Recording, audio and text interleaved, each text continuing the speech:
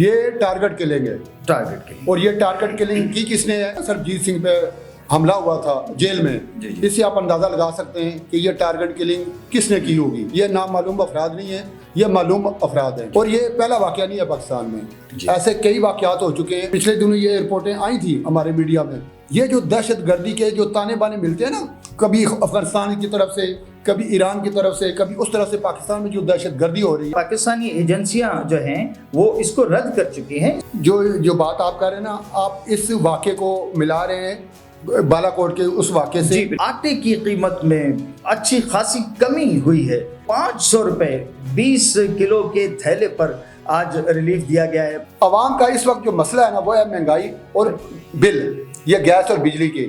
حکومت اس طرف توجہ دو جو حکومت کے کام کرنے کے ہیں۔ ہائی ٹی وی کے ناظرین کو آداب سے آج سے ہم نیا پروگرام شروع کرنے جا رہے ہیں جس کا ٹائٹل ہے اے بی ڈیبیٹ۔ میرے ساتھ اس پروگرام میں شریک گفتگو ہوا کریں گے جناب A Adeel Mirza and B بالم، اے بی ڈیبیٹ۔ تو آج ہمارے اس پہلے پروگرام کا بڑا بھڑکتا ہوا موضوع ہے۔ لاہور میں آج ایک واردات میں ایک بہت ہی معروف شخصیت کا قتل ہوا ہے، اور یہ قتل جو ہے تازہ ترین اطلاعات کے مطابق اسے آپ بریکنگ نیوز بھی سمجھ سکتے ہیں، اور شاید یہ ہم ہی اپنے پلیٹ فارم سے اس کو بریک کر رہے ہیں۔ ایک نوجوان تھا جو کوٹ لکھپت جیل میں اپنے ساتھی کے ساتھ، مدثر کے ساتھ، عامر عرف تانبا نامی نوجوان تھا جس نے بھارتی جاسوس سربجیت سنگھ کا قتل کیا تھا کوٹ لکھپت جیل میں، اور ابھی حال ہی میں یہ نوجوان جو ہے ضمانت پر رہا ہوا تھا اور لاہور میں اسلام پورہ کے علاقے میں قیام پذیر تھا، رہائش پذیر تھا۔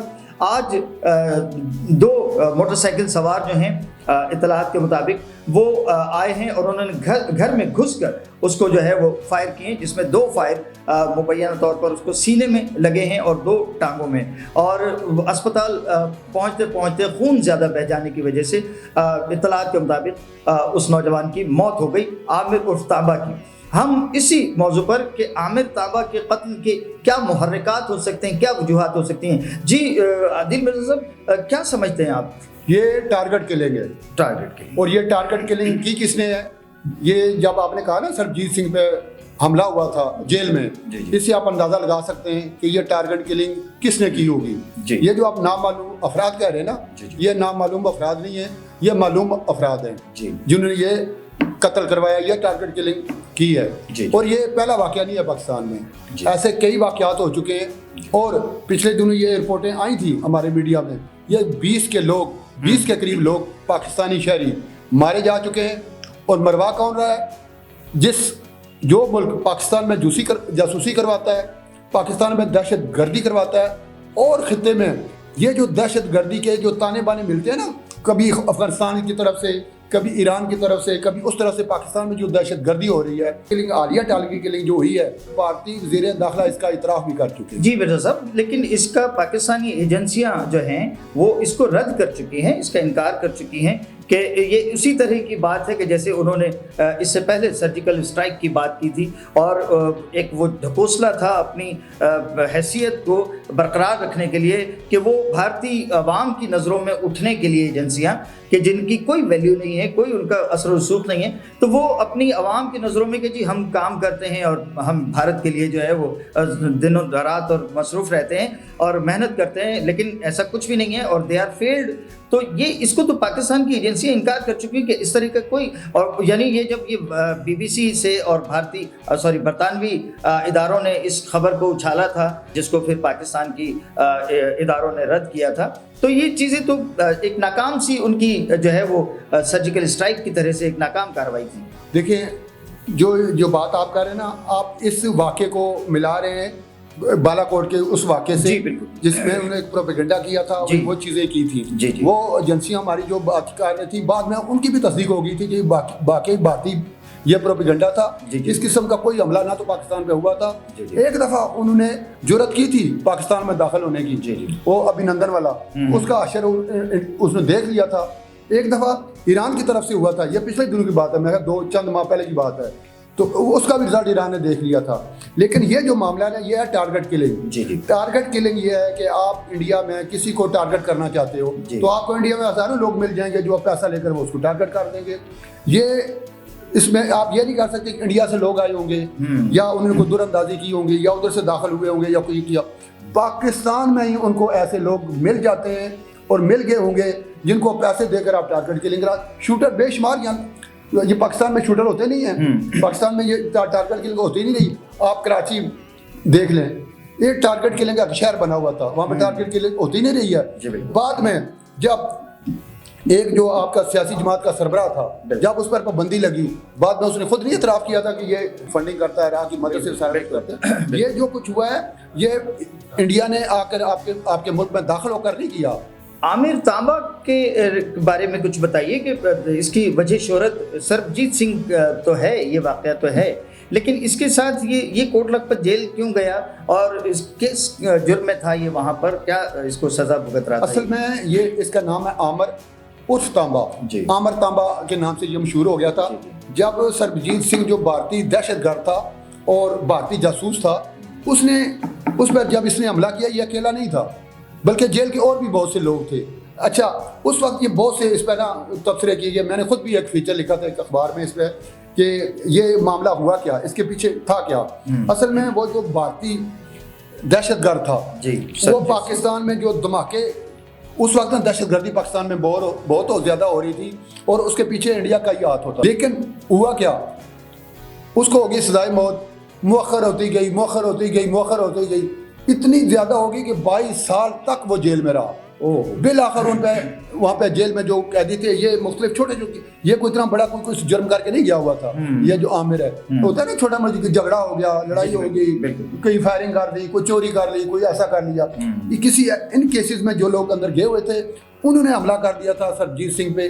اور یہ 26 اپریل 2013 کی بات ہے اور ٹھیک 4-5 دن بعد وہ اسپتال میں دم توڑ گیا تھا. جی اب یہ اپریل کا واقعہ تھا, 26 اپریل کا, اور آج جو ہے وہ 14 جو ہے وہ اپریل ہے.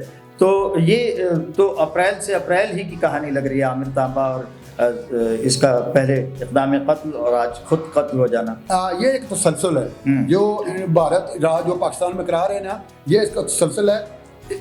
ہماری ایجنسیز کو, ہمارے حکمرانوں کو, ہمارے ریاستی اداروں کو مل بیٹھ کر اس کا کوئی تدارک کرنا ہوگا, ورنہ یہ کام مزید بڑھ سکتا ہے اور مزید بڑھنے کے امکانات ہیں. جو ان کے مطلوب لوگ ہیں بھارت کو, ان کے گھر میں گھس کر یہ جو ٹارگٹ حالیہ کلنگ ہوئی ہے یہ الارمنگ ہے ہمارے لیے.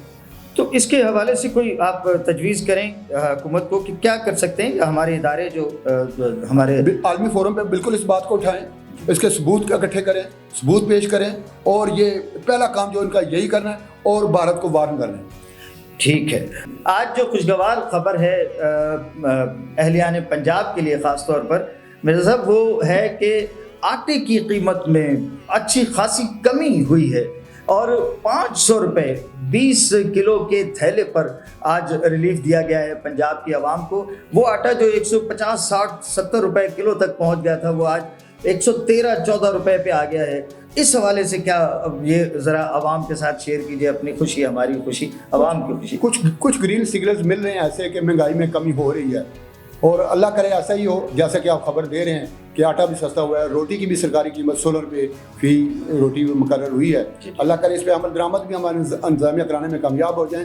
لیکن یہ ایک دو چیزیں سستی کرنے سے معاملہ حل نہیں ہوگا جب تک پیٹرول اور ڈالر نیچے نہیں آئے گا, مجموعی طور پر مہنگائی نیچے نہیں آئے گی, عوام کو اتنا جلدی ریلیف ملنے والا نہیں. مرزا صاحب پلیز آپ اب ہم وہ ڈیبیٹ والی بات ہمارے پروگرام میں بھی آ گئی کہ بجائے اس کے کہ ہم اس پر جو ہے وہ عوام کو بھی اطمینان دلانے کی کوشش کریں کہ جناب کچھ تو کمی ہوئی, اور اشاریے بھی آپ بتا رہے ہیں کہ اکنامک جو ہے وہ عالمی اداروں سے اچھے اشارے آ رہے ہیں کہ مہنگائی کم ہوگی, ترقی کی طرف جا رہے ہیں ہم. اس طرح سے کچھ تھوڑا سا خوشگوار بھی بنائیے. یہ بہتر ہے, یہ اچھی بات ہے آپ کی, ایسے یہ اشاریے مثبت آ رہے ہیں. بے شک جب آپ کی مضبوط ہوگی نا, مہنگائی میں لامعلا کمی ہوگی.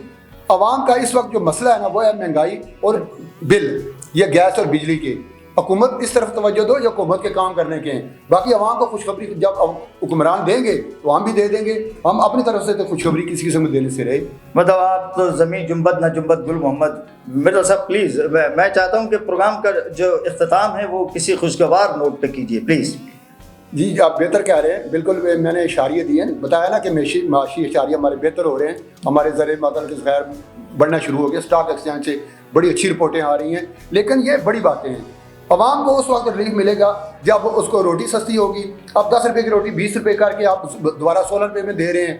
आटा जो कि 40-50 रुपये में किलो था वो आप 170 करके बाकी 150 में कर दें, तो मैं अवाम को कहें जी बड़ी खुशकुन खबर है, बड़ी खुशगवार खबर है। मैं तो इस बात से आपसे इत्तफाक नहीं कर सकता। ये अवाम को खुद पता लग जाएगा जब हुक्मरान कोई ऐसा काम करेंगे, महंगाई जब नीचे आएगी, अवाम को महसूस होगा कि बिल कम आए हैं, तो अवाम को खुशखबरी हमारी सुनने में भी उनको मज़ा आएगा और हमें सुनाने में भी। चलिए साहब, हम इसी पॉइंट पर जो है आपसे इजाज़त चाहेंगे अगले प्रोग्राम तक के लिए। AB डिबेट में मुझे और अदील मिर्ज़ा को इजाज़त दीजिए। अल्लाह हाफ़िज़।